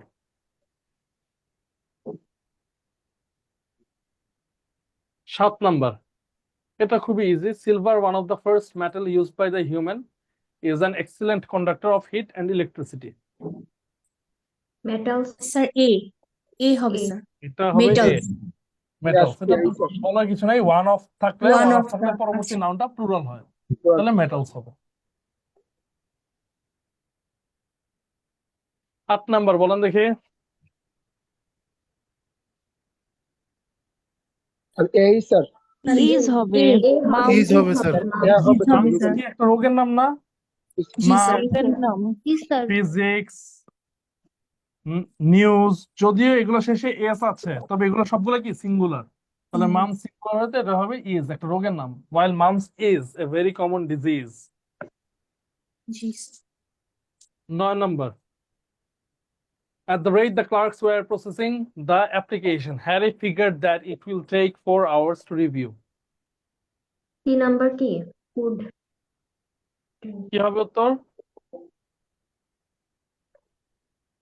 ইট উড টেক। আছে তো, স্যার, সি নাম্বারটা হবে, সি নাম্বারটা। কি নাম্বার? সি নাম্বারটা হবে। স্যার নাম্বারটা? সি উড টেক হবে। ওয়া Would আছে take. তো এখানে, উড টেক হবে। সি উড টেক হবে। আচ্ছা দেখেন, টেক না টুক হবে? এখানে আমাদের ক্লজ গুলো একটু বুঝতে হবে যে কোনটা ক্লজ ফ্রেজের উপর তো আপনাদের আলাদা ক্লাস নেই, তবে ওগুলো কোনো চিন্তা কারণ নেই। ক্লজ বোঝা খুবই ইজি, ক্লজ কোনো কঠিন জিনিস না। ক্লজ নিয়ে স্টুডেন্টরা বারবার ভুলে যায় ক্লজটা কি। ক্লজটা হচ্ছে একটা শব্দগুচ্ছ, ফ্রেজও যেমন শব্দগুচ্ছ, ক্লজও শব্দগুচ্ছ, তবে ক্লজের মধ্যে সাবজেক্ট এবং ভার্বের উপস্থিতি থাকে, ফ্রেজের মধ্যে থাকে না। ফ্রেজ আমি অনেকগুলো দেখালাম, ক্লজ কি? ক্লজ হচ্ছে সাবজেক্ট এবং ভার্বের উপস্থিতি থাকে। হি ইটস, দুইটা শব্দ, তার মানে এটা শব্দগুচ্ছ। এই শব্দগুচ্ছের মধ্যে সাবজেক্ট আছে, ভার্ব আছে। তাহলে এই শব্দগুচ্ছকে আমরা ফ্রেজ বলবো না ক্লজ বলবো? বলেন। ক্লজ বলবো স্যার। ক্লজ। এটা কি? ক্লজ আবার দুই প্রকার, একটা হচ্ছে প্রিন্সিপাল ক্লজ, আরেকটা হচ্ছে বা ইন্ডিপেন্ডেন্ট ক্লজ, আরেকটা হচ্ছে সাবঅর্ডিনেট ক্লজ বা ডিপেন্ডেন্ট ক্লজ। এর সাবজেক্ট এবং ভার্ব বসছে এবং স্বাধীন অর্থ প্রকাশ করছে, এরপর আমরা ফুল স্টপ দিয়ে দিলে কোনো সমস্যা নাই। তাহলে হি ইটস, এটা একটা স্বাধীন অর্থ প্রকাশ করতে পারে, সে খায়, তাহলে এটা একটা প্রিন্সিপাল ক্লজ। প্রিন্সিপাল ক্লজ হচ্ছে সাবজেক্ট এবং ভার্ব স্বাধীনভাবে অর্থ প্রকাশ করতে হবে, কারোর প্রয়োজন নাই। আমি যদি পরবর্তী লিখি while ওয়াচিং টিভি, তাহলে এই while watching টিভিটা হচ্ছে কি ক্লজ? এটা হচ্ছে সাবঅর্ডিনেট সাবঅর্ডিনেট ক্লজ। ক্লজ। এটা হচ্ছে একটা শব্দগুচ্ছ যেটার মধ্যে সাবজেক্ট এবং ভার্ব উপস্থিত আছে। এই যে ওয়াচিং হচ্ছে একটা ভার্ব আর সাবজেক্ট উপস্থিত আছে while he is watching TV. একবার যেহেতু হি আছে, যে সাবজেক্টটা উজ্জ আছে, তবে সাবজেক্ট আছে, তার মানে এটা একটা সাবজেক্ট এবং ভার্ব, এটাও একটা ক্লজ। তবে এটা কি প্রিন্সিপাল ক্লজ? প্রিন্সিপাল ক্লজ না, কারণ আমি যদি খালি বলি while watching টিভি, তাহলে এটা বাক্য স্বাধীন অর্থ দেয় না।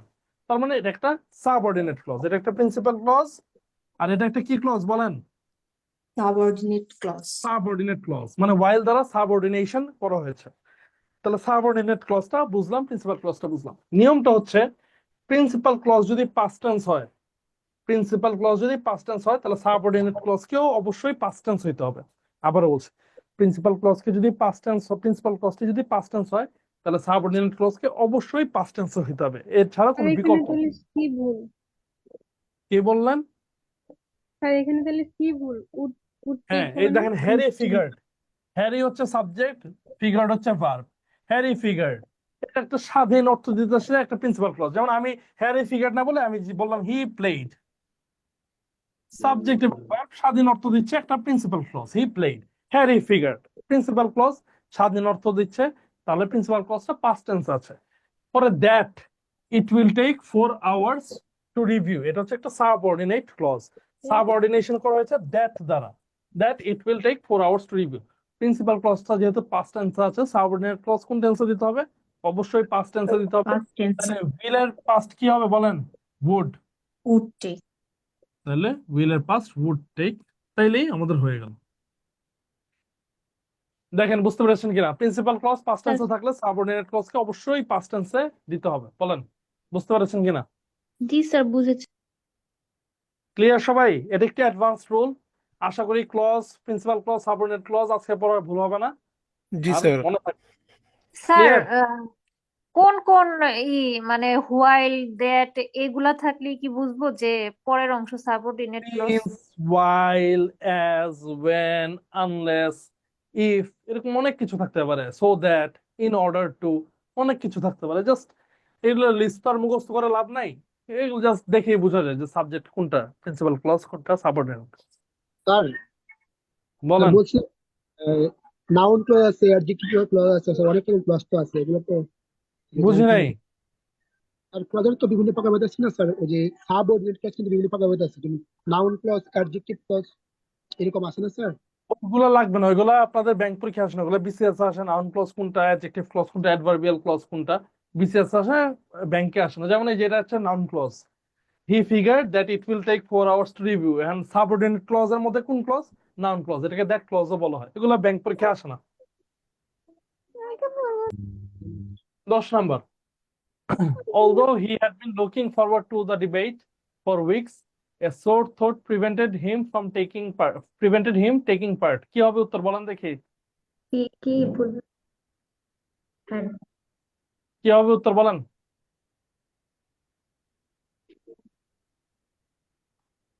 বলেন। সি নাম্বারে স্যার সি হবে, সি। সি কেন হবে?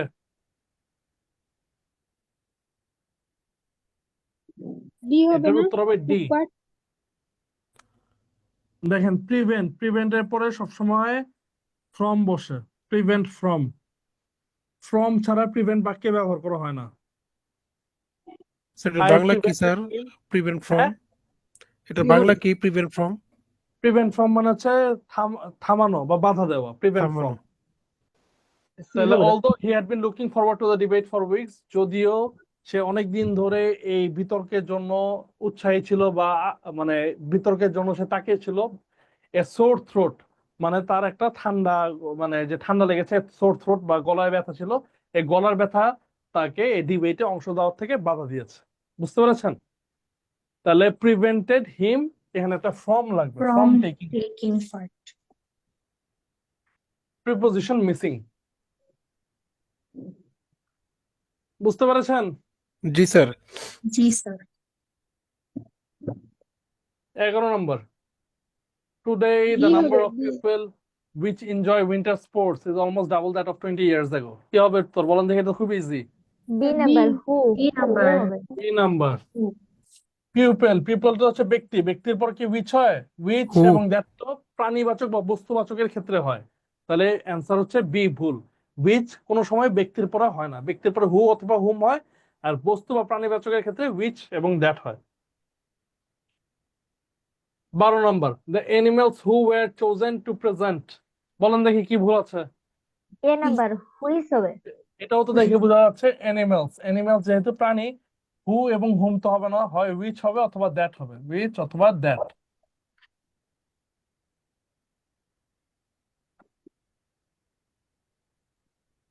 13 নম্বর, on the contrary, you will find that Arif is better qualified than him for the position of analyst at the office. কি হবে স্যার? কি হবে? Sir D. Dhaka D, D হইতে হবে। এখানে দেনের পর কি হবে? হিম না হয়ে সাবজেক্ট প্রনাউন বসবে, হি বসবে।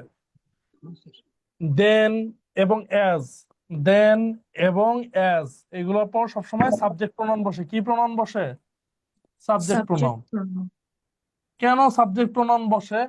কারণ এটা কম্পেয়ার করা হচ্ছে সাবজেক্টের সাথে। যেমন সাবজেক্ট হচ্ছে আরিফ, আরিফ একটা সাবজেক্ট, সাবজেক্টের সাথে তুলনা করা হচ্ছে তাকে সাবজেক্ট প্রনাউন বসে। Arif is better qualified than he, Arif subject, সাবজেক্টের সাথে তুলনা করতে কোন প্রনাউন ব্যবহার করা হবে? Subject pronoun. ক্লিয়ার কিনা বলেন দেখি। জি স্যার। জি sir. 14 number, both lawyers interpreted the law differently and they needed a judge to settle its dispute. এখানে কি ঝামেলা আছে? ডি নাম্বার ইটস এর জায়গা দেয়ার, দেয়ার। দ্যাট হবে। দ্যাট কেন হবে? এখানে বোথ লয়ার্স, যেহেতু লয়ার কয়জন? একজন না দুইজন? দুজন। দুইজন। দেয়ার, তাহলে দেয়ার। এদের প্রনাউন কি ইটস হবে? দেয়ার হবে। দেয়ার হবে। যেহেতু দুইজন, তাহলে প্রোনাউনটা আমাদের বুঝতে হবে, এটাকে বলে অ্যান্টিসিডেন্ট অফ প্রোনাউন, প্রোনাউনের পূর্বপদ। প্রোনাউন তো নাউনকে রিপ্লেস করে। তাহলে বস্তুবাচকে সবসময় ইটস হয় তাই না? হ্যাঁ, এটা তো বস্তুবাচক, এর ক্ষেত্রে হচ্ছে বস্তুবাচকের ক্ষেত্রে হবে। আর আমার মনে রাখতে হবে প্রোনাউন কাকে রিপ্লেস করে? নাউনকে রিপ্লেস করে। আমাদের নাউনটা হচ্ছে লয়ার্স মানে প্লুরাল, তাহলে নাউনকে রিপ্লেস করতে আমাদের ইটস দেওয়া যাবে না, দেয়ার দিতে হবে। বুঝতে পেরেছেন? জি sir. 15 number, chalk which is a softly mineral than limestone consists of minute marine shells. Sir A হবে, সফট মিনারেল। কেন এ হবে? স্যার এটা তো অ্যাডজেক্টিভে আছে, যদি সফট হয় তাহলে সেটা নাউন হবে। অবশ্যই নাউনটা কোনটা বলেন? স্যার নাউন তো চক, সফট মিনারেল। চক সফট হবে স্যার। চক তো চক নাউন, একটা নাউন। মিনারেলও নাউন। মানে এই যে জি স্যার। মিনারেল, স্যার মিনারেলটা আমি তো বলি, চক। স্যার সি নাম্বার মিনারেল হবে কনসিস্ট অফ। কেন কনসিস্ট অফ কেন হবে? স্যার মিনারেল, মিনারেল সফট হচ্ছে নাউন। নিজেই তো সফট স্যার নিজেই তো সফটলি অ্যাডজেক্টিভ, এটা স্যার নাউন অবস্থায় না, এটা এটা অ্যাডজেক্টিভ যেহেতু অবস্থায় আছে। এটা যেহেতু নাউন, হচ্ছে অ্যাডভার্ব হয়ে নাউনকে যায়। মডিফাই করতে হলে আমাদের কি লাগবে? অ্যাডজেক্টিভ লাগবে। তাহলে সফট হবে না এটা সফটলি হবে? অ্যাডভার্ব, সফট হবে। সফট হবে। সফট হবে। সফট হবে sir. Chalk, which is a soft mineral than limestone, consists of, কেন consists হয়েছে? আমাদের সাবজেক্ট কি? চক। চক তো সিঙ্গুলার, এর জন্য consists of, এটা তো ঠিক আছে। অফ মাইনিউট, এটা কিন্তু মিনিট উচ্চারণ, এটা উচ্চারণ কি? মাইনিউট। মাইনিউট, মাইনিউট অর্থাৎ স্মল। মাইনিউট। আর আরেকটা উচ্চারণ আছে, এটা হচ্ছে মিনিট, এটা হচ্ছে সময়ের একক, unit of time. Unit of time, সময়ের একক হচ্ছে মিনিট। আর যদি এটা ক্ষুদ্র অর্থে ব্যবহার করা হয় তাহলে উচ্চারণ হচ্ছে মাইনিউট, মাইনিউট মেরিন শেলস। বুঝতে পেরেছেন? জি স্যার। জি sir. 16 number, the salad tasted so well that my brother returned to the salad bar for another helping. কি হবে? স্যার এ মনে হচ্ছে। এই মনে হচ্ছে কেন? এই তো হবে। The জি salad sir. tasted so well না so good। কেন গুড হয়েছে? এই যে টেস্টেড, টেস্টেড হচ্ছে একটা লিঙ্কিং ভার্ব। কি ভার্ব? Linking verb. Taste, feel, remain, become, এগুলো হচ্ছে সব, লাভ, এগুলো সব হচ্ছে লিঙ্কিং ভার্ব। এবং লিঙ্কিং ভার্ব যদি থাকে সেই ক্ষেত্রে লিঙ্কিং ভার্বকে মডিফাই করার জন্য আমরা অ্যাডভার্ব না ব্যবহার করে অ্যাডজেক্টিভ ব্যবহার করি। দ্য সালাদ টেস্টেড, টেস্টেড যেহেতু লিঙ্কিং ভার্ব, কেমন টেস্ট হয়েছিল? খুব ভালো টেস্ট হয়েছিল, টেস্টেড সো গুড। যেমন হি প্লেড, সো গুড বলবো না ওয়েল বলবো? গুড। ওয়েল। ওয়েল, কারণ এই প্লেটটা লিঙ্কিং ভার্ব না, এটা হচ্ছে অ্যাকশন ভার্ব। অ্যাকশন ভার্ব হইলে আমাদের ভার্বকে মডিফাই করতে কি লাগবে? অ্যাডভার্ব লাগবে। আর আমি যদি বলি হি ইজ গুড না well, good. Well. He is well, sorry well না, হি ইজ গুড। কারণ এই ইজ হচ্ছে লিঙ্কিং ভার্ব, লিঙ্কিং ভার্বকে মডিফাই করতে আমাদের অ্যাডজেক্টিভ লাগবে। He is good. G sir. দেখেন তো বুঝতে পেরেছেন কিনা? জি স্যার। জি স্যার। যদি না বুঝেন তাহলে লেকচার নাম্বার 4 ভার্বের ক্লাসটা আবার করবেন। ভার্বের ক্লাসে লিঙ্কিং ভার্ব, অ্যাকশন ভার্ব এগুলো বিস্তারিত আলোচনা করা হবে। স্যার ইজেরটা বুঝি নাই, ইজ স্যার এখানে অক্সিলারি ভার্ব না এই সেন্টেন্সে? এই sentence auxiliary verb, auxiliary verb যদি হয়, যদি ভার্ব হিসেবে থাকে তাহলে হি ইজ ওয়েল এটা বলতে পারি। যেমন আমি বলি জি স্যার। হি ইজ অনেস্ট বলেন না অনেস্টলি বলেন? অনেস্ট। অনেস্ট বলি। এটা কি অ্যাডজেক্টিভ নাকি adverb? Adjective sir. Adjective. Adjective. তাহলে ঠিক একইভাবে হি ইজ গুড, তাহলে এটা অ্যাডজেক্টিভ হিসেবে ব্যবহার করা হবে, মানে প্রোনাউনকে মডিফাই করছে, ইজ কে মডিফাই করছে না, প্রোনাউনটাকে মডিফাই করছে, মানে হি জি কে স্যার। মডিফাই করছে। নাউনকে মডিফাই করতে আমাদের কি লাগবে? অ্যাডজেক্টিভ না অ্যাডভার্ব? অ্যাডজেক্টিভ। অ্যাডজেক্টিভ। বললাম তো যে লেকচার নাম্বার 4 এখন তার বিস্তারিত আলোচনা করার সময় নেই, কারণ অনেকগুলো প্রশ্ন আছে। লেকচার নাম্বার 4 এ লিঙ্কিং ভার্ব, অ্যাকশন ভার্ব এগুলো কিভাবে স্যার এটা পড়াইছিলেন আপনি? বুঝি নাই, পড়াইছিলাম?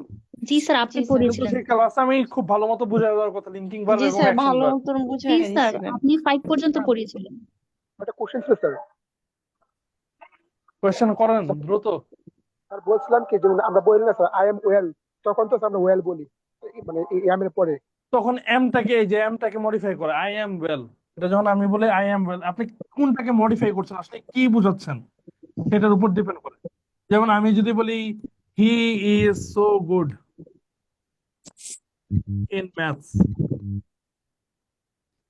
বলি না, তাহলে এই গুডটা আমি হি কে মডিফাই করছি। আর আপনি যখন আই এম ওয়েল বলছেন তখন আপনি এম কে মডিফাই করছেন, আপনার অবস্থানটা বুঝাচ্ছেন। অবস্থা বা অবস্থানের বহিঃপ্রকাশ ঘটলে সেটাকে লিঙ্কিং ভার্ব বলে। আই এম বলতে আপনার বর্তমানের অবস্থার বহিঃপ্রকাশ হচ্ছে, অবস্থার বহিঃপ্রকাশের কারণে এটা গুড না হয়ে ওয়েল হয়েছে। বুঝতে পেরেছেন?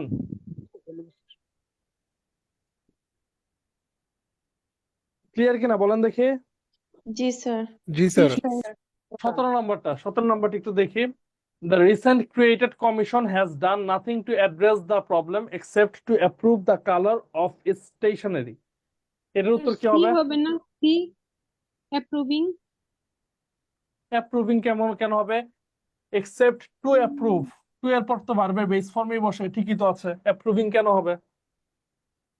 ডি। স্যার দ্যাট হবে মনে হয় দিয়ে। ডি কেন? ইটস স্টেশনে, ইটস বলতে কমিশনকে বোঝানো হচ্ছে, কমিশনের প্রোনাউন, কোনো সমস্যা নেই। স্যার এ নাম্বার। এটা এ হবে। দেখেন দ্য রিসেন্ট ক্রিয়েটেড কমিশন, কমিশনটা কোন পার্টস অফ স্পিচ বলেন দেখি? Noun sir. নাউন। নাউনকে মডিফাই করা হচ্ছে অ্যাডজেক্টিভ। তাহলে দ্য রিসেন্ট ক্রিয়েটেড, ক্রিয়েটেডটা কি বলেন তো? অ্যাডজেক্টিভ, মানে তৈরিকৃত Recently. কমিশন। ক্রিয়েটেড অ্যাডজেক্টিভ, অ্যাডজেক্টিভকে কবে ক্রিয়েট করা হয়েছে? সাম্প্রতিক সময় ক্রিয়েট করা হয়েছে। তাহলে রিসেন্ট Recently. কি হবে? অ্যাডভার্ব হবে, যেহেতু অ্যাডজেক্টিভকে মডিফাই করছে অ্যাডভার্ব হলে এটা রিসেন্টলি ক্রিয়েটেড কমিশন হবে। নাউনকে জি স্যার। মডিফাই করেছে অ্যাডজেক্টিভ, অ্যাডজেক্টিভকে মডিফাই করেছে অ্যাডভার্ব, তাহলে রিসেন্ট যেহেতু অ্যাডভার্ব তাহলে রিসেন্টলি বলতে হবে আমাকে। বুঝতে পেরেছেন? জি sir. 18 number, a doctor may be able to diagnose a problem perfect but he may not be able to find a drug to which the patient will respond. B perfectly. Perfectly, very good. Adverb দিতে হবে, কারণ এ perfect কাকে modify করছে? ডায়াগনোসকে। Diagnose মানে নির্ণয় করতে পারা। বলা হচ্ছে ডক্টর অনেক সময় একটা সমস্যা নিরূপণ করতে পারে, তবে সেই সমস্যাটার সমাধানের জন্য কোন ওষুধটা খেতে হবে এটা অনেক সময় অনেক ডাক্তার বলতে পারে না। তাহলে a doctor may be able to diagnose, কিভাবে ডায়াগনোজ করবে? পারফেক্টলি। ভার্বকে মডিফাই করছে, তাহলে অ্যাডভার্ব লাগবে। 19 number, some of the major networks have created special prepared news stories about life on city streets to publicize the plight of the homeless. তিন sir number D হবে না? Specially. has created. কি sir তিন হবে? Number C specially prepared. Specially prepared. আচ্ছা দেখেন, এই নিউজটা একটা নাউন না? নিউজ তো খবর, নাউন। নাউনকে মডিফাই করেছে কে? অ্যাডজেক্টিভ। তাহলে প্রিপেয়ার্ড কি? প্রিপেয়ার্ড হচ্ছে একটা অ্যাডজেক্টিভ। কেন অ্যাডজেক্টিভ হলো? জি তৈরিকৃত খবর, মানে প্রস্তুতকৃত খবর। তাহলে খবরটা কিরূপ? প্রস্তুতকৃত। তাহলে এটা একটা অ্যাডজেক্টিভ, নাউন সম্পর্কে ধারণা দিচ্ছে। প্রিপেয়ার্ড কিভাবে প্রিপেয়ার করা হয়েছে? বিশেষভাবে স্পেশালি তৈরি করা হয়েছে, বিশেষভাবে প্রস্তুত করা হয়েছে। তাহলে এটা অ্যাডজেক্টিভকে মডিফাই করছে, তাহলে কি লাগবে আমার? অ্যাডভার্ব লাগবে। তাহলে আমাদের বলতে হবে স্পেশালি প্রিপেয়ার্ড নিউজ। বুঝতে পেরেছেন? জি স্যার স্যার জি স্যার। এখানে ওই যে সাম হ্যাঁ বলেন। অফ দ্য মেজর নেটওয়ার্ক, যেটা এখানে সাবজেক্ট সাম না? হ্যাঁ সাম, ও, এগুলো প্রিপোজিশনাল ফ্রেজ। হ্যাঁ, একটা তারপর বাদ হচ্ছে দিয়ে দেন। এখানে সাম এর পরে কি হ্যাজ হবে না হ্যাভ হবে? সাম তো প্লুরাল, সাম মানেই তো কিছু সংখ্যক। সাম, ফিউ, এগুলো তো প্লুরাল। সাম হ্যাভ, বুঝতে পেরেছেন? বুঝতে পেরেছেন কিনা বলেন। জি স্যার। জি sir 20 number, Tina had better to change her study habits if she hopes to be admitted in a good university. B two হবে না Very number good. Change. B B হবে। Sir change had better, would rather, এই semi would modal better করার পরে ভার্বের কি হয়? Base form হয়। ভার্বের জি বেস ফর্ম। তাহলে উত্তর হবে change. Tina had better change, এগুলোর পর ভার্বের বেস ফর্ম হয়। 21 number, the examination will test your ability to understand spoken English, to read non-technical language and writing correctly. C written correctly. Sir C হবে sir. কি হবে? সি সি স্যার, হবে C. Number C হবে, কানাডার C. জি sir. সিতে কি হবে? স্যার টু রাইট হবে, টু রাইট। টু রাইট হবে। রিটেন হবে না। না, রিটেন কেন হবে? টু রাইট হবে। দেখেন টু রাইট কেন হবে? এটাকে বলে টু প্যারালালিজম। রিড, কি বলে? To read, parallelism. To understand. দেখেন এখানে আছে টু আন্ডারস্ট্যান্ড, টু প্লাস ভার্বের বেস ফর্ম। এরপর আছে টু রিড, টু প্লাস ভার্বের বেস ফর্ম, এন্ড কি হবে? To write. দুইটা টু প্লাস ভার্বের বেস ফর্ম আছে, একটা আছে ভার্বের সাথে আইএনজি, তার মানে এটা ভুল। তাহলে আমাদের টু রাইট দিয়ে দিলে to understand, to read and to write. বুঝতে পেরেছেন? জি জি sir. Sir 22 number, the sounds of speaking language do not always match up with the symbols of written language. B number does not হবে। আচ্ছা, যিনি বলেছেন Spoken. ডাজ নট, যিনি বলেছেন ডাজ নট, তিনি বলেন দেখি সাবজেক্ট কোনটা? দা সাউন্ড। দা সাউন্ডস সাউন্ড যদি সাবজেক্ট হয়, এটা তো প্লুরাল আছে। অফ স্পিকিং এ ল্যাঙ্গুয়েজ, হবে স্পোকেন তো সাউন্ডস এর পর তো ডুই হবে। বুঝতে পেরেছেন? জি এ স্যার নাম্বারটা কোন মনে হবে? স্পোকেন। ভুলটা হচ্ছে এতে। হ্যাঁ স্পোকেন হবে স্যার স্পিকিং ল্যাঙ্গুয়েজ কিছু নাই, স্পোকেন ল্যাঙ্গুয়েজ শুনেন নাই? Spoken English. জি স্যার। জি স্যার। আর এখানে দেখেন রিটেন ল্যাঙ্গুয়েজ আছে, রিটেন ল্যাঙ্গুয়েজ ভার্বের পাস্ট পার্টিসিপল। তাহলে এখানে আমাদের কি দিতে হবে? ভার্বের পাস্ট পার্টিসিপল, রিটেন ল্যাঙ্গুয়েজ, আর এটা দিতে হবে স্পোকেন ল্যাঙ্গুয়েজ, প্যারালাল। বুঝতে পেরেছেন? জি স্যার। জি স্যার আচ্ছা, 23 number, diligence and honesty as well as being intelligent are qualities which I am looking for. Sir B. B হবে স্যার বি ইন্টেলিজেন্স হবে আর আর স্যার ইন্টেলিজেন্ট। ডিলিজেন্স আছে অনেস্টি আছে ইন্টেলিজেন্স হবে ডিলিজেন্স একটা নাউন, জি অনেস্টিও স্যার একটা নাউন, ইন্টেলিজেন্ট কি? একটা অ্যাডজেক্টিভ। তাহলে আমাদের তিনটা নাউন প্রয়োজন, diligence, honesty and as well as intelligence intelligence. মানে আমাদের নাউন দিয়ে দিলেই শেষ।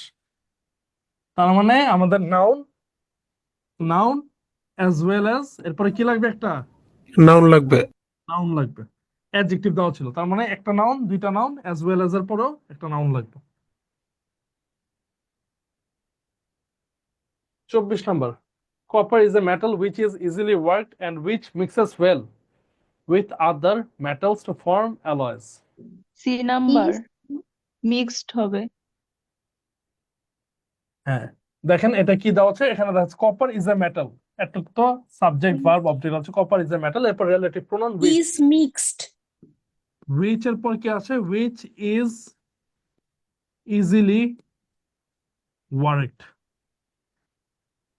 এটা তো একটা অ্যাডভার্ব দেওয়া আছে, এটা আমরা যদি বাদ দিই, which is worked, আবার আছে ইজ and, মিক্সড হবে স্যার, which মিক্সেস আছে, মিক্সেস না দিয়ে আমাদের এই টেন্সে দিতে হবে, which is is mixed। Mixed sir. তাহলে is worked is mixed, তার মানে আমাদের অ্যান্সারটা সি তে ভুল। মানে টেন্সটা একটা দেওয়া আছে পাস্ট টেন্স আর একটা দেওয়া আছে প্রেজেন্ট টেন্স, দুইটাকেই পাস্ট টেন্স। কারণ এই টেন্সকে আমরা চেঞ্জ করতে পারবো না স্যার। না না স্যার, চেঞ্জ করতে পারবো না। এটা চেঞ্জ করতে পারবো, তাহলে উত্তর হবে C. 25. If the air is sufficiently unstable enough, the upward currents will draw in warm, moist air and cause water vapor to condense into raindrops. কিভাবে বৃষ্টির ফোঁটা তৈরি হয় এই ব্যাপারটা হালকাভাবে বলে দিয়েছে। তাহলে কি হবে উত্তর বলেন দেখি? দুই নাম্বার মনে হচ্ছে। কয় নাম্বার?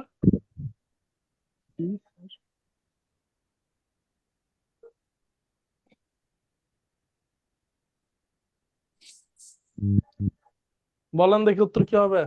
সি হবে উইথ ময়েস্ট। ময়েস্ট, এতে কি ঝামেলা? ময়েস্ট ডি- স্যার ডি হবে কনডেন্স। কনডেন্সড কেন হবে? টু এর পর তো ভার্বের বেস ফর্মই বসে। স্যার এ নাম্বার মেবি। আচ্ছা দেখেন, সাফিসিয়েন্ট, সাফিসিয়েন্ট মানে কি বলেন তো? পর্যাপ্ত। যথেষ্ট। Sufficient মানে হচ্ছে পর্যাপ্ত বা যথেষ্ট। পর্যাপ্ত। এনাফ মানে কি? পর্যাপ্ত বা যথেষ্ট। তা একবার সাফিসিয়েন্ট দিলে আরেকবার কি এনাফ দেওয়ার প্রয়োজন আছে? কোনো না প্রয়োজন স্যার। নেই। না একই স্যার। বাক্যের মধ্যে দুইবার পর্যাপ্ত দেওয়ার কোনো প্রয়োজন নেই। না, পর্যাপ্ত যথেষ্ট একই জিনিস বোঝায়।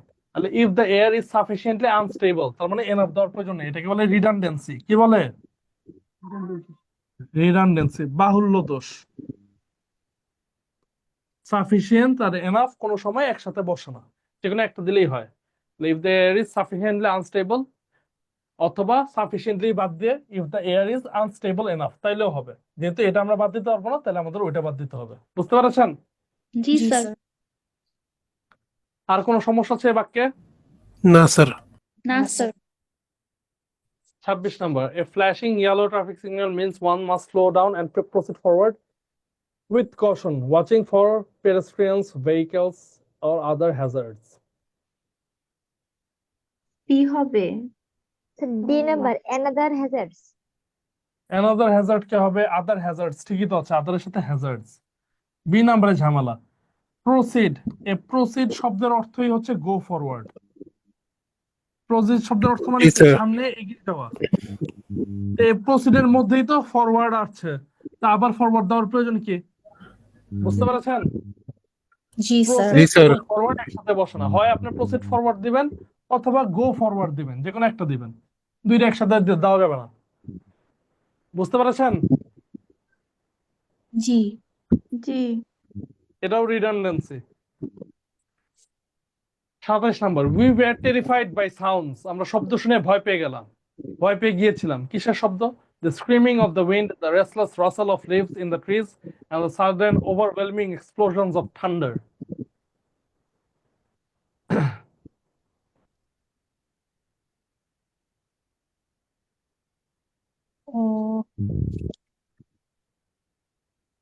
ওভারওয়েলমড। কেন ওভারওয়েলমড হবে? উপরে টেরিফাইড ওই প্যাটার্নে চিন্তা করলে। দেখেন অয়ার আপনার অয়ার এখানে আছে বুঝতে হবে তো। কোলনের কাজ কি। কোলন দ্বারা হচ্ছে উদাহরণ দেওয়া হচ্ছে। বি উই ওয়্যার হবে বি। টেরিফাইড বাই সাউন্ডস, এটা একটা বাক্য, এই বাক্যটা শেষ। এই বাক্যের মধ্যে কোনো ঝামেলা নেই। We were terrified by sounds. এবার কিসের সাউন্ড দ্বারা আপনি ভয় পেলেন এগুলা বলা হচ্ছে, লিস্ট করে দেওয়া হয়েছে। The screaming of the wind মানে শব্দের ভয়ানক হুঙ্কারে। The restless rustle of leaves in the trees, rustle মানে হচ্ছে পাতার মর্মর শব্দকে রাসেল বলা হয়। So the restless rustle of leaves in the trees and the sudden overwhelming explosion of thunder, মানে মানে বজ্রপাতের অনেক ভয়াবহ প্রকম্পিত শব্দের মাধ্যমে আমরা ভয় পেয়ে গেলাম। তাহলে এখানে কি দেওয়া হচ্ছে? স্ক্রিমিং, ভার্ব প্লাস আইএনজি দেওয়া হচ্ছে। স্ক্রিমিং রাসলিং হবে। অফ দ্য উইন্ড, আবার এখানেও দেওয়া হচ্ছে verb plus ING, overwhelming explosions of thunder. তাহলে দ্য রাসলেস, এটা রাসলিং হবে না?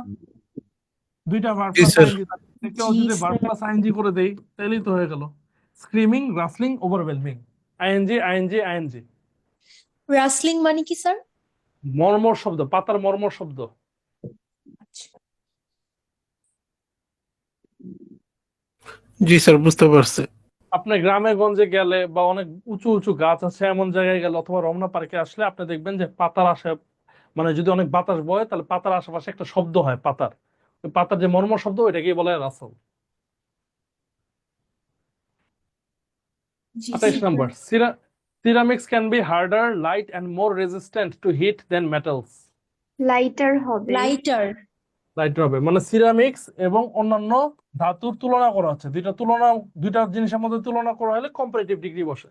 হার্ডার ঠিক আছে, মোর রেজিস্ট্যান্ট ঠিক আছে, তাহলে এটা কি হবে? লাইটার। লাইটার। খুবই ইজি ছিল এটা। দুইটা জিনিসের মধ্যে তুলনায় আমাদের কম্পারেটিভ ডিগ্রি ব্যবহার করতে হয়।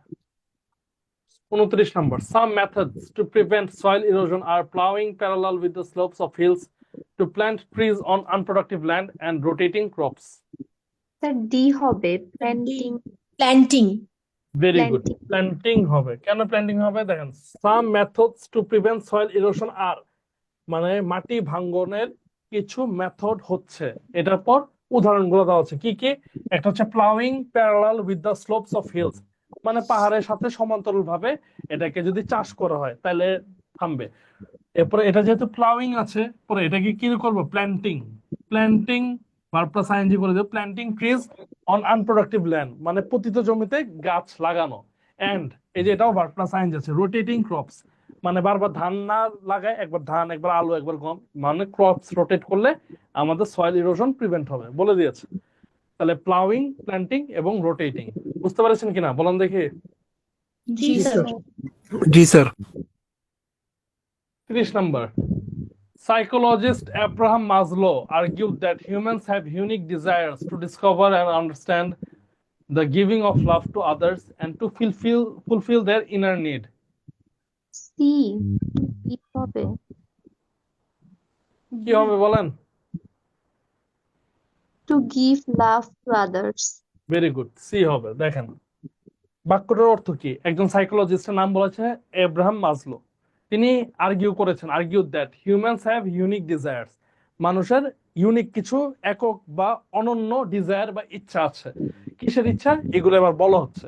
একটা ইচ্ছা হচ্ছে টু ডিসকভার অ্যান্ড আন্ডারস্ট্যান্ড, আরেকটা ইচ্ছা হচ্ছে to fulfil their inner need, তাদের অভ্যন্তরের ভিতরে যে চাহিদাটা এটা পূরণ করতে, টু ডিসকভার, টু ফুলফিল। তাহলে আরেকটা কি হবে? দ্য গিভিং অফ লাভ হবে না to give love? To give to love.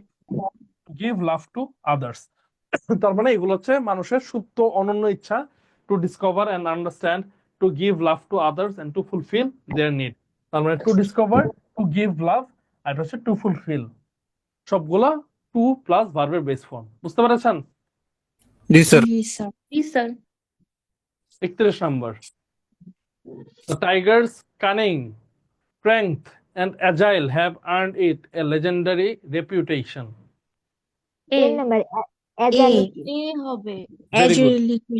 Cunning মানে হচ্ছে ধূর্ততা, স্ট্রেংথ মানে হচ্ছে শক্তি, তার মানে এগুলো হচ্ছে সব নাউন। বাঘের কিছু গুণাবলীর কথা বলা হচ্ছে। আরেকটা হচ্ছে অ্যাজিলিটি। অ্যাজিলিটি মানে হচ্ছে চপলতা। অ্যাজিলিটি তিনটাই নাউন, এটাও নাউন, এটাও নাউন, এটা অ্যাডজেক্টিভ দেওয়া আছে। তার মানে এটাই আমাদের ভুল, এটাকে চেঞ্জ করে আমাদের নাউন করতে হবে, অ্যাজিলিটি।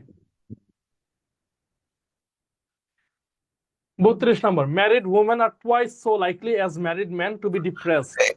বি হবে স্যার, অ্যাজ লাইকলি অ্যাজ। এটা তো আমি আপনাদেরকে মনে হয় করিয়েছিলাম, এটা কি হবে? As likely as like as. As. আর নেগেটিভ শব্দ থাকলে কি হবে? So as. সো অ্যাজ কখন হয়? যখন নেগেটিভ কোনো শব্দ থাকে। যেহেতু নেগেটিভ কোনো শব্দ নাই, তাহলে অ্যাজ লাইকলি অ্যাজ হবে। বুঝতে পেরেছেন? জি। এটা ডিগ্রির মধ্যে মনে হয় পড়িয়েছিলাম। 33 নম্বরটা কি হবে বলেন দেখি? স্যার বি নাম্বার বেটার হবে। Very good, we have no choice but to appoint Maruf. মারুফকে অ্যাপয়েন্ট করা ছাড়া আমাদের কোনো অন্যরকম চয়েস নাই।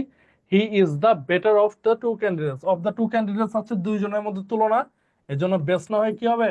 Better. Better.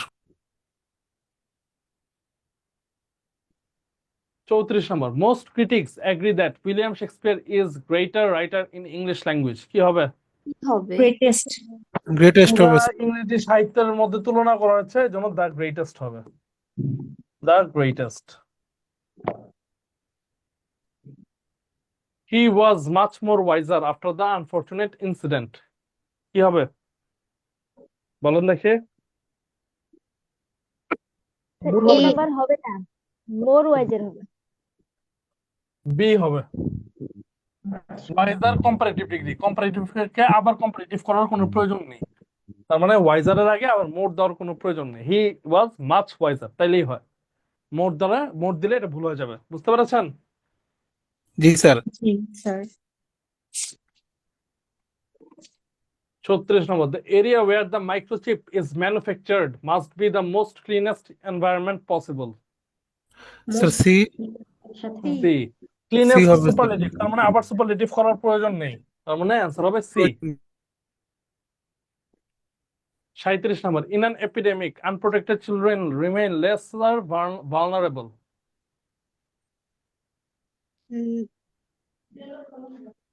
C. Sir answer হবে সি। সি। লেসার বলতে কিছু নেই, লেস হয়। লিটল এর কম্পারেটিভ কি? লেসের সুপারলেটিভ হচ্ছে লিস্ট। লেসার বলতে কিছু নেই, লেসার হবে না।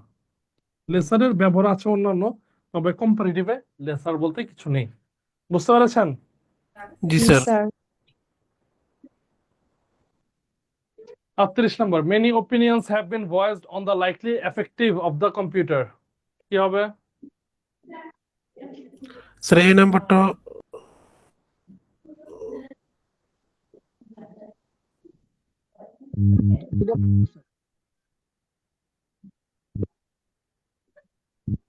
কি হবে? সি হবে না? সি হবে। অফ কি বলেন তো? প্রিপোজিশন। প্রিপোজিশন। প্রিপোজিশনের পূর্বে কি বসে? নাউন নাউন বসে, বসে। নাউন বা প্রোনাউন বসে। তাহলে এখানে কি হবে? এখানে এফেক্ট বসবে, লাইকলি এফেক্ট। বুঝতে পেরেছেন? জি স্যার। জি স্যার। এফেক্টও বলতে পারেন, এফেক্টিভনেসও বলতে পারেন, লাইকলি এফেক্টিভনেস। তবে এখানে এফেক্টিভনেস এর অর্থটা ভালো দাঁড়ায় না, এফেক্ট বললেই বোঝায় প্রভাব। তার মানে অফের আগে আমাদের একটা নাউন বসাতে হবে। এফেক্টিভ মানে হচ্ছে একটা অ্যাডজেক্টিভ। বুঝতে পেরেছেন? জি sir. 39 number, passive smoking is defined as the exposure of non smoker to environmental tobacco smoke. D. কি ডি। হবে? ডিতে কি সমস্যা? স্যার টু আছে, টু এর পরে ভার্বের। এটা তো কোনো ভার্ব না। এটা যদি ভার্ব হইতো তাহলে ভার্বের বেস ফর্ম হতো। জি টোবাকো। স্যার। জি স্যার, বুঝতে পারছি। টোবাকোর অ্যাডজেক্টিভ হচ্ছে এনভায়রনমেন্টাল।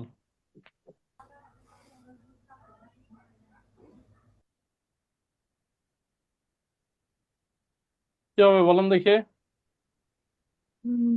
বি কি? Smokers. Non B smokers.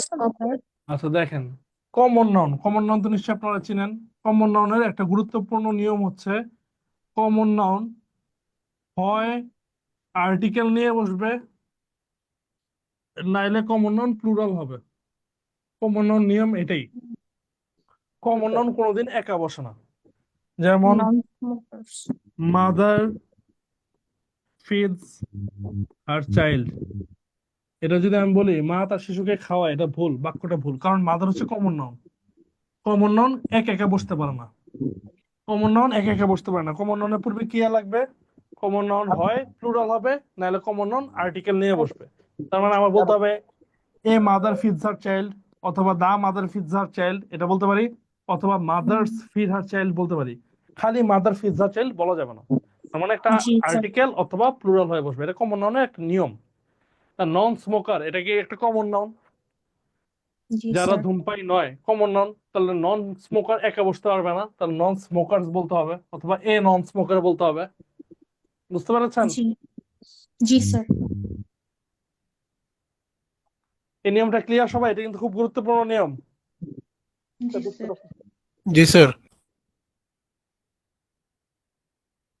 40, many disabled children cannot derive full enjoyment from toy make, এটা পুরো বাক্যটা শুনে, for non disable children. Non disabled children, এটা হচ্ছে পুরো বাক্য।